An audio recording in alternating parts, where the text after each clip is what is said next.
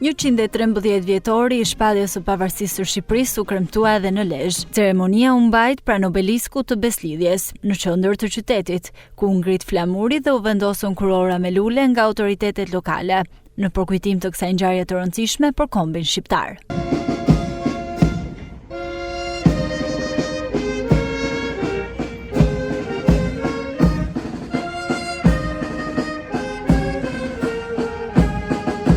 Në fjalën e tij, kryebashkiaku i Lezhës, Pjerin Dreu, i cili teksa vlerësoi sakrificën e të gjithë atyre që kontribuan në pavarësinë e vendit, tha se na duhet më shumë punë dhe përkushtim për vendin ton, ndërsa në të njëjtën linjë ishte edhe prefekti Taulant Malshi. Ne në këtë 113 vjetor bëhemi si gjithmonë bashkë për ta celebruar këtë ditë, si ditët si thash më të mëdha të këtij kombi, për të treguar mirënjohje, për të treguar nderim, për të treguar përulje, për të treguar se ne nuk harrojmë kurrë përpjekjet, sakrificat dhe gjithë çka bën Ismail Qemali, Luish Garakuqi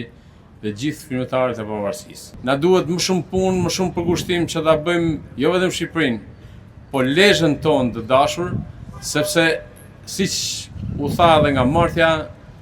në Lezhë me 2 marsin 1444 janë hedhë themelet e këtij shteti. Është momenti që ne të kujtojmë idealet, sakrificat dhe vendosmërinë e atyre të burrave të dheut që me guximin e tyre besuan se ky komb dhe ky vend meritonte që të jetonte i lirë dhe sovran. Lezhë dhe trevet e saj në rrjedhën e historisë ka qenë gjithmonë një prej kolonave të identitetit dhe të historisë kombit ton me figurat e saj që kanë qenë ndër vite, që me shpirtin e tyre adetar, me veprën e tyre, me veprimtarinë e tyre,